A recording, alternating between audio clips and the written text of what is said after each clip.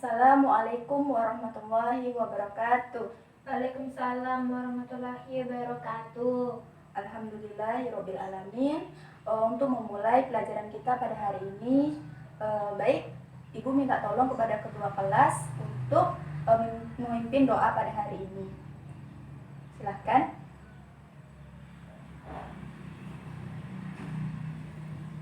Doa selesai.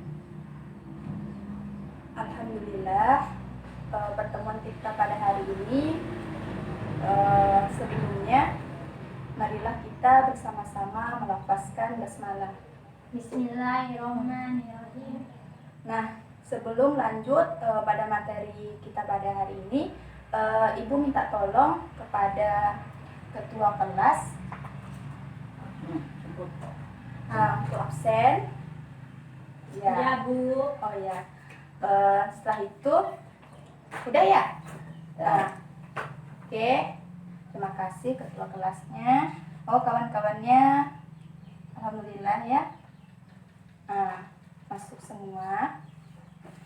Pada hari ini Ibu akan membahas mengenai materi jinayat yang memiliki berapa pokok kira-kira untuk pembahasan? 3 kah?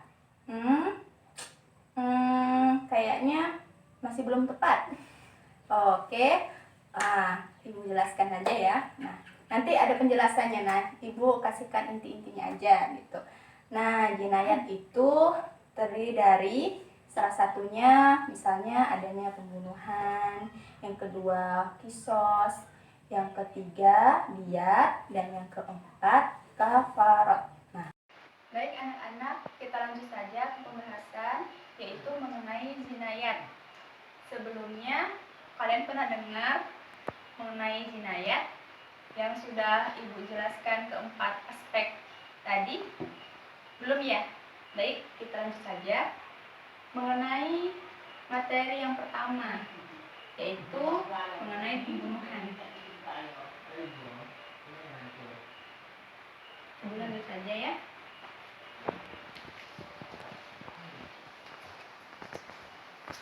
Yang ada 4 aspek: pembunuhan, yang kedua kisos, yang ketiga diyat, dan yang keempat kafarat. Yang ini jinayatnya.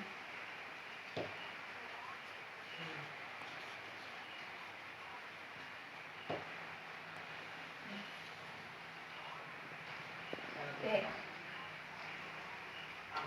Yang pertama, pembunuhan. Itu terbagi menjadi 3. Nah, pembunuhan di sini artinya sebuah perbuatan yang memang ingin melukai seseorang atau menghilangkan sebagian atau keseluruhan anggota badannya. Nah, pembunuhan itu biasanya ada niat ingin menghilangkan nyawa orang tersebut. Itu pembunuhan terbagi menjadi 3, yaitu pembunuhan disengaja, pembunuhan semi-sengaja, dan kesalahan. Nah, Ibu akan menjelaskan mengenai pembunuhan yang disengaja. Pasti anak-anak pernah dengar gitu kan, bahwasanya pembunuhan disengaja pasti ada niat tertentu. Misalnya pembunuhan karena ingin menghilangkan nyawa seseorang tersebut gitu kan. Misalnya dia memberikan obatan yang memang berbahaya buat orang lain supaya orang tersebut misalnya meninggal gitu kan. Nah, itu artinya disengaja. Nah, selanjutnya pembunuhan yang semi sengaja. Semi sengaja artinya pembunuhan yang dilakukan karena niat juga gitu kan, tapi dia tidak bermaksud sampai meninggal gitu kan. Misalnya dia ingin memukul misalnya kan, tanpa sengaja atau sengaja gitu, berakibat fatal gitu kan, tapi tidak bermaksud untuk menghilangkan nyawa tersebut misalnya gitu kan. Itu semi sengaja. Kalau akibat kelalaian, nah, atau kesalahan, itu akibat orang tersebut juga. Misalnya, jika seseorang itu, misalnya gini, dia ingin menembak hewan buruan gitu kan, tapi malah terkena orang lain, itu kan sangat fatal akibatnya gitu kan. Nah, baik sengaja maupun tidak, tapi berakibat tidak baik gitu kan. Atau misalnya orang tersebut sedang mengendarai motor, tetapi malah terkena orang lain gitu kan. Itu kan akibat dari kelalaian orang tersebut dan mengakibatkan orang yang dia tabrak itu sampai meninggal. Nah, pembunuhan yang disengaja, semi sengaja, dan kesalahan, anak-anak perlu tahu bahwasanya hukumannya itu berbeda-beda. Kenapa ibu katakan seperti itu? Karena misalnya hukum pidana disengaja gitu kan, itu harus membayar kisos. Nah, harus membayar kisos misalnya gitu. Kenapa ibu katakan seperti itu? Karena dia gitu kan berniat untuk menghilangkan nyawa orang lain. Dan kalau semi sengaja itu tidak mendapatkan kisos, tapi harus membayar diat gitu kan. Denda berat atau ringan? Ayo. Nah, dia denda berat ya anak-anak, karena dia itu disengaja gitu kan, disengaja maupun tidak, tapi menghilangkan nyawa orang lain. Sebenarnya tidak bermaksud, tapi sampai menghilangkan nyawa orang lain gitu kan. Itu termasuk sengaja juga gitu kan. Nah, itu harus membayar kisos gitu. Nah, selanjutnya akibat dari pembunuhan yang diakibatkan oleh kesalahan gitu kan, yang sangat fatal sekali, itu tidak membayar kisos, tetapi harus membayar diat gitu kan, dan harus membayar setiap 3 tahun dan setiap tahunnya itu harus membayar sepertiganya. Selanjutnya, ibu akan membahas mengenai kisos. Nah, ada yang pernah dengar atau pernah tahu mengenai kisos? Nah, ya, kaitannya itu yang seperti pembunuhan disengaja, semi sengaja, dan kesalahan. Kalau kisos ini, ya, betul sekali. Kisos itu melakukan pembalasan yang sama. Jadi kisos itu sebuah ganjaran gitu kan, pembalasan. Misalnya orang yang membunuh, dia harus terbunuh pula gitu. Atau orang tersebut bersengaja maupun tidak menghilangkan nyawa orang lain. Jadi itu juga orang tersebut harus mendapatkan hukum pidana sesuai apa yang ia lakukan. Nah, bahwasannya kisos memiliki macam-macam, yang termasuk orang tersebut dihukumin kisos gitu kan, baik itu membayar misalnya denda ringan maupun berat gitu kan. Nah, ciri-ciri orang tersebut harus membayar kisos itu meliputi gitu kan, orang tersebut sudah balik gitu. Balik artinya orang tersebut sudah gitu kan, sudah memasuki masa dimana dia tahu mana yang baik mana yang tidak, seharusnya seperti itu. Selanjutnya ada unsur kesengajaan. Jadi ketika seseorang gitu kan melakukan pembunuhan, pasti ada unsur-unsur tertentu, ada niatan tertentu, sehingga terbentuklah gitu kan, atau terjadilah sebuah peristiwa sehingga seseorang yang ia bunuh sampai meninggal dunia. Selanjutnya, jika seseorang gitu kan dikatakan mempunyai atau harus membayar gitu kan kisos gitu kan, seseorang itu ketika membunuh gitu kan, orang yang terbunuh itu terlindungi di dalam syariat Islam. Mengapa begitu anak-anak? Karena ketika seseorang yang membunuh, seseorang tersebut harus membayar diat gitu kan, baik denda berat maupun denda ringan kepada orang yang terbunuh. Dan ketika itu pula, jika seseorang yang terbunuh gitu kan, itu sama derajatnya dengan orang yang membunuh. Nah, mengapa? Ayo, mengapa? Karena seseorang yang terbunuh gitu kan, ketika beliau gitu kan, misalnya kehilangan mata misalnya gitu kan, atau kehilangan anggota badannya, seseorang yang membunuh itu harus kehilangan seperti itu juga gitu kan. Di dalam hukum pidana Islam gitu kan, semua harus berlaku adil. Nah, seperti seseorang itu menghilangkan nyawa orang lain, dan orang yang membunuh itu juga harus merasakannya seperti itu juga. Selanjutnya, Ibu akan membahas mengenai diat. Dimana? Udah paham belum sebelumnya? Yang kisos. Udah ya?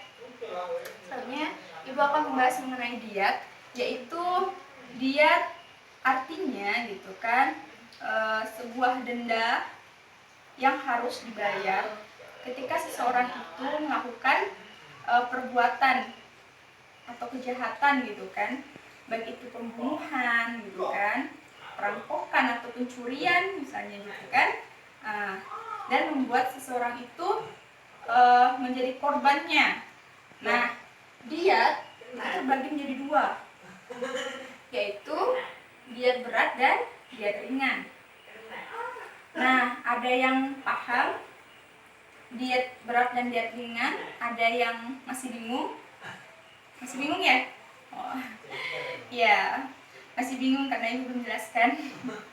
Nah, diat berat itu seharusnya seseorang itu harus membayar sekitar 100 ekor unta. Nah, apa saja?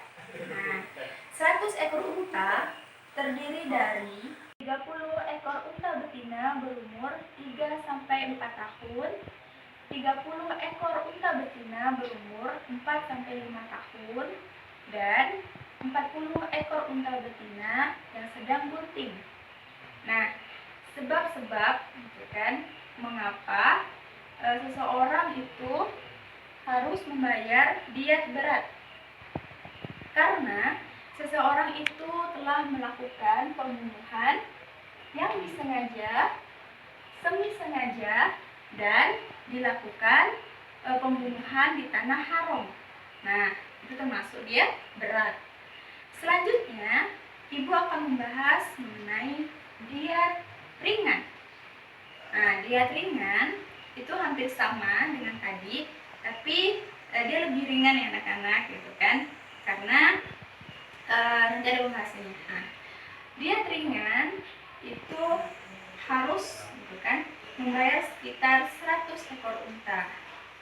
Nah, yakni 20 ekor unta betina berumur 3-4 tahun, 20 ekor unta betina berumur 4-5 tahun, 20 ekor unta jantan gitu kan, lebih dari 2 tahun, 20 ekor unta betina berumur lebih dari 2 tahun, dan 20 ekor unta betina berumur lebih dari 1 tahun.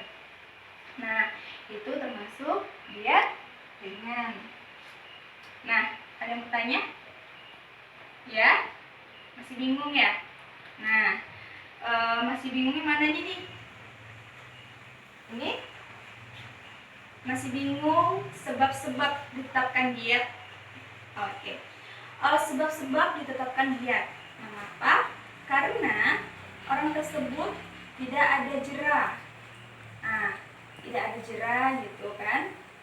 Jadi karena misalnya diat berat, seseorang itu tidak ada jera mengenai pembunuhan gitu kan, maka ditetapkannya diat, misalnya diat berat kayak tadi gitu kan. Yang kedua, seseorang tersebut gitu kan, atau pihak yang keluarga yang terbunuh sudah memaafkan, jadi tidak adanya kisos, adanya diat gitu, adanya denda. Nah, selanjutnya Ibu akan membahas mengenai kafarot. Kafarot ada yang pernah dengar atau pernah tahu sebelumnya? Ya? Oh, belum ada ya. Nah, kafarot ialah sejenis harta yang harus diberikan gitu kan kepada korban yang terbunuh.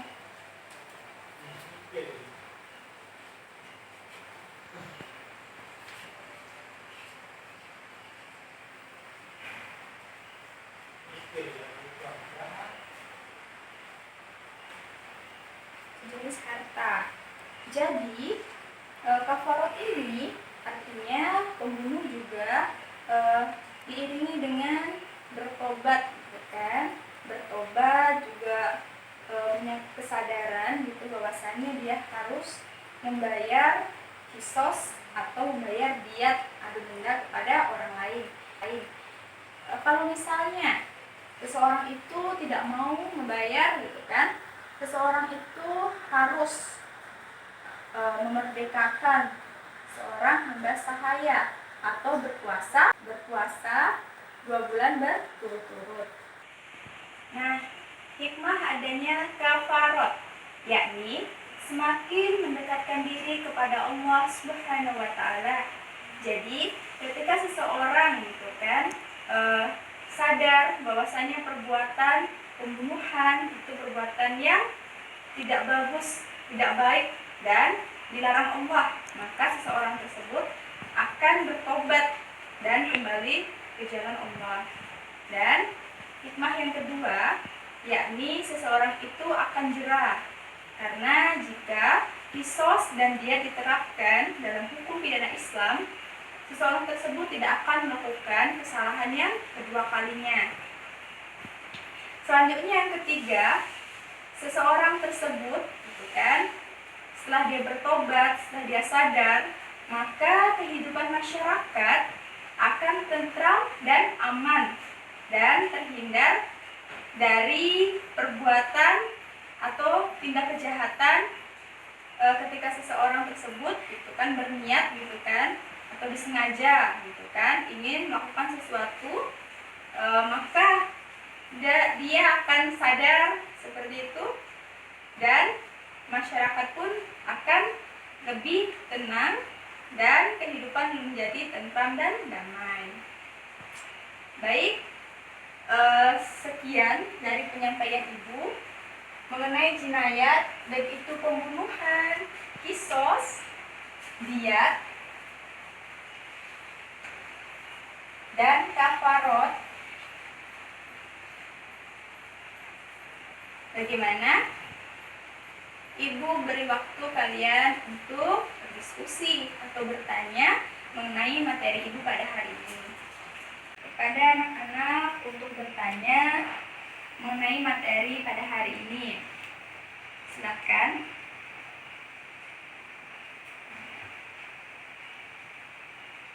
Bu, saya mau bertanya mengenai penjelasan dari jinayat yang keempat aspek yang Ibu jelaskan tadi. Itu kan ada yang pertama pembunuhan, yang kedua itu kisos, yang ketiga itu kafarat, dan yang keempat itu diat. Nah, yang Ibu jelaskan tadi itu mengenai keempat aspek itu saya masih belum paham. Mungkin teman saya sebelah juga bingung kan. Nah, seperti itu.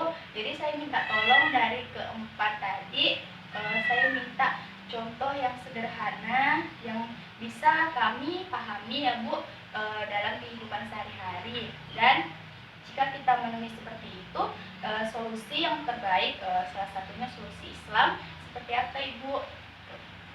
Itu aja sih Ibu ya. Makasih Ibu. Terima kasih kepada Via yang sudah bertanya mengenai jinayat yang keempat aspek ini ya, yang sudah Ibu sampaikan dalam kehidupan sehari-hari ya, contohnya seperti apa. Nah, anak-anak perlu tahu bahwasannya jinayat ialah sebuah ilmu atau kajian yang mengenai hukum Islam, yang menyangkut hukum pidana Islam. Nah, meliputi yaitu pembunuhan, kisos, diat, dan kafarot. Tentunya keempat aspek ini saling adanya keterkaitan. Mengapa ibu katakan seperti itu? Karena pembunuhan, jika tidak adanya kisos, jika tidak adanya diyat, dan jika tidak adanya kafarot, tentunya seseorang tersebut tidak akan pernah jerah, dan seseorang tersebut akan melakukan kesalahan yang berulang-ulang. Nah, ibu ambil contoh misalnya, anak-anak pasti dengar berita yang sekarang ini ya, yaitu seorang penyelidik korupsi atau KPK gitu kan, yaitu Bapak Novel Baswedan. Beliau seorang penyelidik kan, tapi ada juga yang tidak suka pada beliau. Beliau terkena gitu kan, terkena siraman, misalnya siraman air keras yang dilakukan seseorang yang disengaja, seseorang yang tidak dia kenal. Ketika itu beliau sedang akan pulang ke rumahnya. Beliau habis sholat subuh gitu kan, ingin langsung ke rumahnya gitu kan, habis selesai dari masjid tuh sholat subuh gitu kan, langsung menuju ke rumahnya. Sebelum rumahnya masih di perjalanan, nah, di jalan raya tuh beliau terkena siraman air keras oleh seseorang yang tidak beliau kenal. Nah, Bapak Novel Baswedan langsung gitu kan dibawa dibawa di rumah sakit dan diobatin gitu kan, sampai beliau alhamdulillah tidak terlalu parah sekali sampai mukanya gitu kan, tapi matanya gitu kan sebelahnya tidak berfungsi lagi. Jadi cuma satu saja gitu kan yang matanya sebelahnya itu yang bisa melihat gitu kan. Itu kan sangat disayangkan sekali ketika orang yang menyiram air keras tersebut hanya dihukum pidana selama 1 tahun. Itu kan tidak wajar, tidak adil ya anak-anak. Ketika hukum pidana Islam di Indonesia tidak diterapkan hukum Islam gitu secara kafah atau menyeluruh, tentunya seseorang akan melakukan perbuatan yang kedua kalinya, tidak akan jerah. Mengapa? Karena cuma dihukumi 1 tahun sekali, 1 tahun sekali. Tidak dihukum, misalnya dihukum pidana sesuai dengan apa yang ia perbuat. Misalnya dia menyiram, disengaja maupun tidak, misalnya menyiram Pak Novel Baswedan.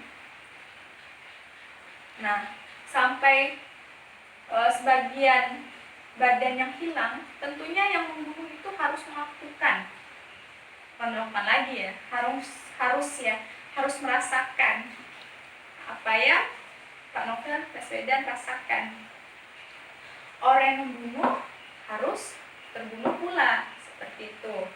Nah, alhamdulillah pertemuan kita sampai di sini saja karena sudah sekitar jam 11 lewat ya, tidak lama lagi gitu kan zuhur. Nah, ibu berikan tugas kepada kalian, kalian kerjakan mengenai jinayat. Cari tolong, itu catatannya ya, jangan lupa dibaca. Nah, jinayat, coba kalian cari mengenai jinayat yang lebih ringkasnya. Terus kalian juga cari mengenai pembunuhan, contoh yang lain. Kalian juga cari mengenai kisos ya, hukum kisos di dalam pembunuhan, selain pembunuhan ya. diat, misalnya denda berat menghina ringannya, dan kafarot, denda yang harus dibayar, dan dia bertobat kepada Allah Subhanahu wa taala. Jadi kalian cari tugas ini secara individu.